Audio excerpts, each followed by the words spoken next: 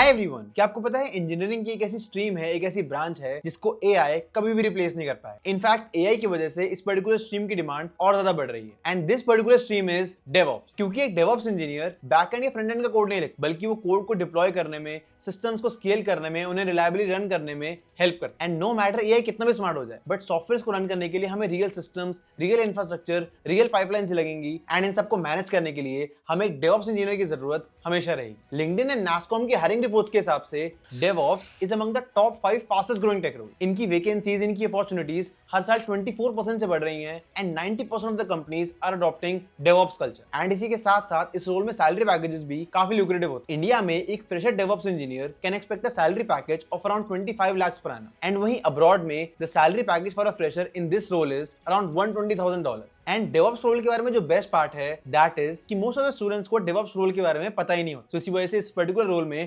Competition भी काफी कम होता है। इसीलिए अगर आप एक स्टूडेंट हो या फिर आप एक फ्रेशर हो, देन DevOps रोल को एक्सप्लोर करना आपके करियर के लिए एक काफी अच्छा स्टार्ट हो सकता है। एंड इसीलिए आज की इस वीडियो में मैं आपको एक complete step by step roadmap बताऊंगा on how you can become a DevOps engineer in 2026, जिसके अंदर हम जानेंगे कि एक DevOps इंजीनियर होता क्या है, स्टेप बाय स्टेप प्रोसेस क्या होता है for being a DevOps engineer in 2026, AI की मदद कैसे ले सकते हैं for being a better DevOps engineer, interviews के लिए कैसे प्रिपेयर करना है, एंड फाइनली DevOps रोल्स के लिए जॉब्स एंड इंटर्नशिप अपॉर्चुनिटीज कौन से प्लेटफॉर्म से ढूंढना। Okay, so this is going to be real informative video and without much wait let's get start. तो सबसे पहले हम ये जानते हैं कि DevOps एक्चुअली में होता क्या है। मोस्ट ऑफ द स्टूडेंट्स को लगता है कि DevOps का मतलब होता है डॉकर, जेंकिंस, क्यूबरनेटिस, इन सबको सीखना। नहीं, ऐसा बिल्कुल भी नहीं हो। ये सारे टूल्स हैं जो DevOps के अंदर यूज होते हैं, but DevOps is actually a process. जब भी एक फ्रंट एंड या बैक एंड इंजीनियर कोड लिखता है, देन उस कोड पे बिल्ड्स अपने आप चल जाती हैं, वो कोड टेस्ट हो जाता है, वो कोड अपने आप डिप्लॉय हो जाता है, ट्रैफिक ज्यादा होता है तो वो कोड स्केल भी हो जाता है, एंड अगर उस कोड में कुछ ब्रेक होता है देन अलर्ट्स भी अपने आप आ जाते हैं। ये सारा काम होता है एक DevOps इंजीनियर का, and that is to build the entire system. एक DevOps इंजीनियर फीचर्स बिल्ड नहीं करता, बट वो एक मशीन, एक सिस्टम बिल्ड करता है जो इन फीचर्स को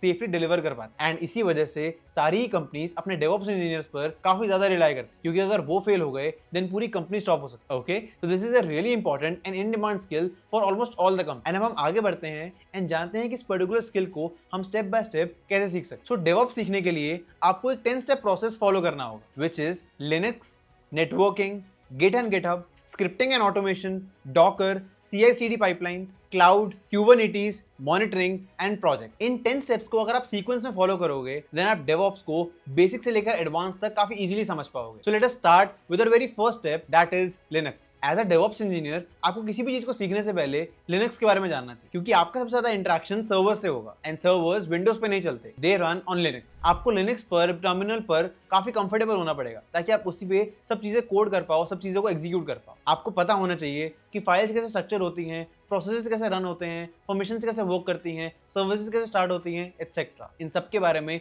आपको डीप नॉलेज होनी चाहिए। एंड लिनक्स के इन बेसिक्स को सीखने के लिए जो बेस्ट रिसोर्सेज हमारे पास हैं दोज आर linuxjourney.com। ये काफी इंटरैक्टिव रिसोर्स है एंड इसके अंदर आपको हर एक लेवल गेम जैसा लगेगा, एंड इसी वजह से लिनक्स सीखना आपके लिए काफी आसान हो जाएगा। एंड अगर आपको कहीं भी कोई इशू आता है या फिर आपको कोई टॉपिक समझ नहीं आता है देन आप डायरेक्टली एआई के पास जा सकते हो एंड उनसे पूछ सकते हो to explain that particular topic to you in easier word. And आप एआई से प्रैक्टिस चैलेंजेस भी ले सकते हो, like you can say to AI that give me 5 task to execute as a DevOps engineer daily. So इससे आपको एक practice challenge मिल जाएगा जो आप डेली कंप्लीट कर सकते हो एंड अपनी लिनक्स की लर्निंग को इंप्रूव कर सकते हो। बट आपको सिर्फ ट्यूटोरियल्स ही नहीं देखना, आपको हर दिन खुद से टर्मिनल खोलना है, उस पर लिनक्स की कमांड एग्जीक्यूट करनी है ताकि आप अपने थ्योरेटिकल लर्निंग को प्रैक्टिकल लर्निंग में कन्वर्ट कर पाओ एंड अपने कॉन्सेप्ट्स की क्लैरिटी को और बेटर कर। Now moving on to a second step which is network. Linux सीखने के बाद the next thing that you have to learn is how computers talk and that is via networking. क्योंकि अगर देखा जाए तो डिप्लॉयमेंट क्या होता है? Deployment is just moving the traffic correctly. So इसीलिए आपको नेटवर्किंग के बारे में पता होना चाहिए ताकि आप आगे चलकर डिप्लॉयमेंट एंड अदर टॉपिक्स के बारे में इजीली समझ। आपको पूरा फ्लो ही पता होना चाहिए। आपको पता होना चाहिए कि अगर आपकी कंपनी की वेबसाइट कोई क्लिक करता है, कोई ओपन करता है, देन एक्चुअली में होता क्या है। रिक्वेस्ट DNS पे जाती है, DNS IP रिजॉल्व करता है, वहां से ट्रैफिक लोड बैलेंसर पे जाता है, लोड बैलेंसर सर्वर को रिडायरेक्ट करता है एंड सर्वर फाइनली रिस्पॉन्ड करता है, राइट। अगर आपको ये फ्लो एक बार क्लियर हो जाएगा ना देन आपके लिए सब कुछ समझना काफी आसान हो जाएगा। एंड इस पूरे फ्लो को समझने के लिए, नेटवर्किंग के बेसिक्स को समझने के लिए आप क्लाउडफ्लेयर के लर्निंग सेंटर पे जा सकते हैं, जहां पे आपको इंटरनेट के कॉन्सेप्ट्स काफी इजी लैंग्वेज में समझा रखें। एंड इसी के साथ साथ आप एआई की मदद ले सकते हो फॉर एनी टॉपिक जो आपको समझ नहीं आ रहा। Now moving on to a third step which is Git and GitHub. And अब आती है वर्जन कंट्रोल की बारी। DevOps के अंदर आपका कोड काफी कॉन्स्टेंटली चेंज होता रहता है, सो इसीलिए आपको Git से, वर्जन कंट्रोल से काफी ज्यादा फेमिलियर एंड कंफर्टेबल होना हो ताकि आप इन सारे चेंजेस को इजीली टैकल कर। आपको basic concepts like push, pull etcetera इन सब से लेकर advance concepts like resolving merge conflicts, stashing the changes etcetera, इन सब के बारे में डीप अंडरस्टैंडिंग होनी चाहिए। क्योंकि एक डेवऑप्स इंजीनियर का मैक्सिमम टाइम पाइपलाइन से हैंडल करने में जाता है which is triggered by multiple commits. So इसीलिए अगर आप वर्जन कंट्रोल अच्छे से समझ लोगे देन आपके लिए ये सारी चीजें हैंडल करना काफी आसान हो जाए। And version control and git सीखने के लिए जो बेस्ट रिसोर्स है that is YouTube.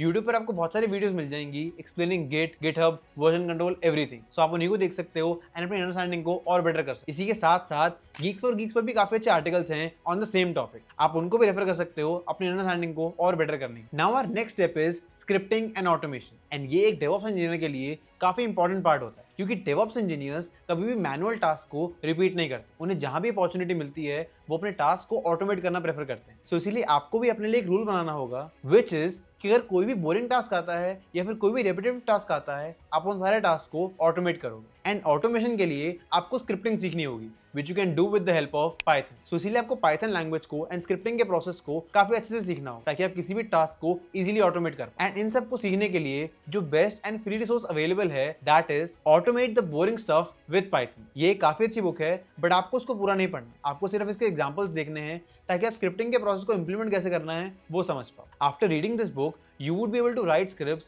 for backup logs, installing softwares, restarting services, checking health, creating users and much more. And धीरे धीरे टाइम के साथ साथ आपका थिंकिंग प्रोसेस भी ऑटोमेशन थिंकिंग पे शिफ्ट हो जाएगा which is an actual DevOps engineer thing. Now moving on to our fifth step which is Docker. अब इस पॉइंट पर आपको कंटेनर्स के बारे में समझना काफी ज्यादा इंपॉर्टेंट है एंड डॉकर कंटेनर्स की मदद से काफी इंपॉर्टेंट प्रॉब्लम सॉल्व करता है which is कि डॉकर आपकी ऐप एंड डिपेंडेंसीज को एक ही कंटेनर के अंदर पैकेज कर लेता है ताकि वो हर एक एनवायरनमेंट में आइडेंटिकली रन कर पाए। एंड डॉकर सीखने के लिए जो बेस्ट रिसोर्स अवेलेबल है दैट इज docker-curriculum.com। ये एक शॉर्ट एंड प्रैक्टिकल रिसोर्स है एंड यहाँ से आपको डॉकर की लर्निंग काफी अच्छे से मिल जाएगी। एंड इसके बाद आपको चीजें खुद से प्रैक्टिस करनी लाइक आप गिटहब के डिफरेंट प्रोजेक्ट्स को चूज कर सकते हो एंड उन्हें डॉकराइज कर सकते हो। आप एआई की मदद से डॉकर फाइल की हर एक लाइन का मतलब समझ सकते हो and a lot of more. आपको खुद से इंटरेस्ट दिखाना होगा एंड डॉकर के बारे में अच्छे से समझना होगा if you want to be a good DevOps engineer. Now our next and sixth step is CI/CD pipeline and this is where the magic will start। जब आपका कोड पुश होता है तो उसकी डिप्लॉयमेंट ऑटोमेटिकली हो जाती है। This is CI/CD pipeline and आप एक ऐसा वर्कफ्लो क्रिएट करने की कोशिश करोगे जहां पे आपका कोड पुश होता है, देन आपके टेस्ट रन होते हैं, देन बिल्ड स्टार्ट होती है एंड फाइनली आपका कोड डिप्लॉय हो जाता है to the server. This single skill can make you internship ready. And CI/CD pipeline सीखने के लिए जो टूल्स अवेलेबल हैं those are Jenkins, GitHub Actions etc। But अभी स्टार्टिंग में ही आप Jenkins से स्टार्ट मत करना, वो थोड़ा सा कॉम्प्लेक्स है एंड डिफिकल्ट टू अंडरस्टैंड। आप पहले GitHub Actions से स्टार्ट कर सकते हो एंड उसकी डॉक्यूमेंटेशन पढ़ सकते हो because that is very beginner friend. And then उसके बाद आप एक सिंपल पाइपलाइन बनाने का ट्राई कर सकते हो जहां पे आप अपना कोड पुश करो एंड आपकी साइट ऑटो डिप्लॉय हो जाए। एंड इस प्रोसेस में आप AI इंटीग्रेट भी कर, जैसे फॉर एग्जाम्पल आपकी कोई पाइपलाइन फेल हो गई, then instead of debugging and looking at Stack Overflow आप डायरेक्टली अपने फेलियर लॉग्स को AI को भेज सकते ताकि वो इस पर्टिकुलर फेलियर का फिक्स आपको बता सके। इस पूरे प्रोसेस से आप ट्रबल शूटिंग भी सीख जाओगे which is quite an important skill for a DevOps engineer. Now moving on to our seventh step which is cloud. अभी तक आपने काफी कुछ सीख लिया है एंड अब बारी है इंफ्रास्ट्रक्चर सीखने की एंड उसके लिए आप चूज करोगे Amazon AWS क्योंकि यही इंफ्रास्ट्रक्चर के लिए सबसे ज्यादा यूज होता है। एंड आपको पूरा AWS सीखने की भी जरूरत नहीं है, आपको सिर्फ 5 मेन चीजें सीखनी है which are used on daily basis and those are first is EC2 which is used for servers, second is S3 which is used for storage, third is IAM which is used for permissions, fourth is VPC which is used for networking and finally the fifth one is load balancers which is used for traffic distribution। आपको इन सारी services को memorise नहीं करना बल्कि आप एक actual and real project banana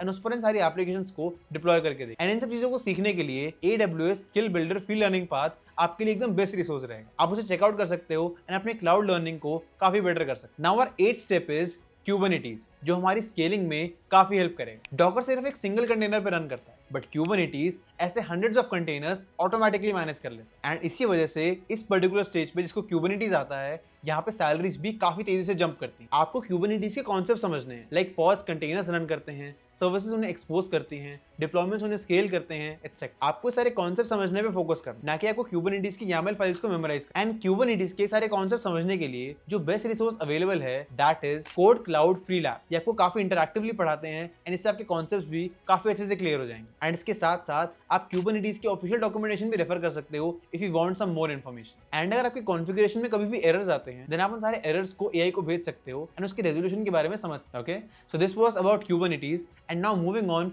to our 9th step, that is monitoring. And ये step most of the companies के लिए काफी इंपॉर्टेंट होता है because real and actual companies they care about the reliability a lot. And इसी वजह से आपको पता होना चाहिए कि कब आपके सिस्टम्स ब्रेक हो रहे हैं, कब आपको फेलियर्स आ रहे हैं, कब आपको अलर्ट्स आ रहे हैं, एंड इसीलिए मॉनिटरिंग की सबसे ज्यादा जरूरत होती है। आप monitoring tools like Prometheus, Grafana etcetera इन सबको चेकआउट कर सकते हो। एंड क्योंकि ये काफी बिगिनर फ्रेंडली हैं, सो इसीलिए आप इन पर अलर्ट्स भी सेटअप कर सकते हो एंड इनिशियल मॉनिटरिंग करना स्टार्ट कर सकते हो। एंड अगर आपने इस स्टेप तक सब कुछ फॉलो किया है, देन आप एक एक्चुअल प्रोडक्शन डेवऑप्स इंजीनियर के थिंकिंग लेवल को मैच करने लगे। And now we are moving on to our final and the 10th step, that is projects. Hire होने के लिए आपको एक प्रूफ की जरूरत तो डेफिनेटली होगी एंड इसी वजह से आपका प्रोजेक्ट बनाना काफी ज्यादा important. And random copied projects बनाने से काफी अच्छा है कि आप एक सिंगल प्रोजेक्ट बनाओ which is dockerized, auto deployed, running on cloud, then आप उसको Kubernetes के साथ स्केल कर सकते हो एंड उसके लिए मॉनिटरिंग डैशबोर्ड्स भी ऐड कर सकते हो। ट्रस्ट मी, अगर आपने सिंगल फुल स्टैक ऐप बना ली, देन ये आपके 20 रैंडम प्रोजेक्ट से काफी बेटर एंड इंपैक्टफुल हो। एंड अगर आपको डेवऑप्स के प्रोजेक्ट्स के रेफरेंसेस चाहिए, देन मैं कुछ गिटहब के प्रोजेक्ट्स के लिंक्स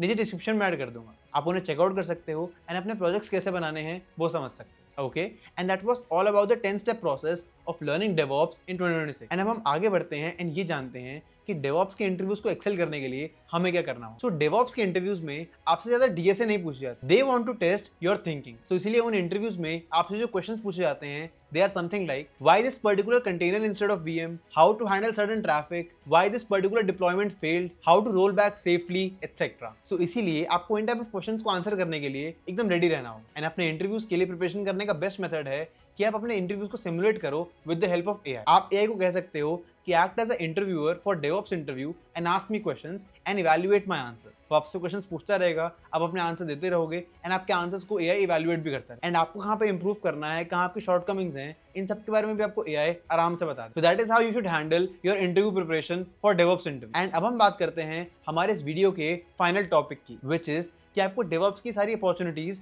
कौन से प्लेटफॉर्म्स पे मिलेंगी। सो डेवऑप्स इंजीनियर्स के काफी सारे डिफरेंट टाइटल्स होते हैं, like cloud engineer, SRE, platform engineer, infrastructure engineer etcetera. आप इन सारे डिफरेंट टाइटल्स को सर्च कर सकते हो on these particular 7 platforms and those are Instahyre, Cutshort, Wellfound, LinkedIn, HackerEarth, HackerRank and Unstop. ये 7 मेन प्लेटफॉर्म्स हैं जहां पे आपको डेवऑप्स से रिलेटेड सारी अपॉर्चुनिटीज काफी आराम से मिल जाएंगी। आप उन्हें चेकआउट कर सकते हो एंड जो भी आपको अपॉर्चुनिटी सही लगे उस पर डायरेक्टली अप्लाई भी कर सकते हो। Okay, and that was all about the entire road map on how you can become a DevOps engineer in 2026। अगर आप इस रोड मैप को consistently step by step follow करोगे, then I am sure 5-6 months के अंदर ही आपके पास multiple job offers होंगे इन DevOps role and आप उनमें से चूज कर रहे होगे। प्लीज ये रोड मैप अच्छे से फॉलो करना एंड आई होप आज की इस वीडियो से कुछ सीख पाए, कुछ समझ पाए। And that's all from my side. This is Ashit Tarin signing off. Take care everyone and I will see you in the next video. Till then keep preparing and be focused.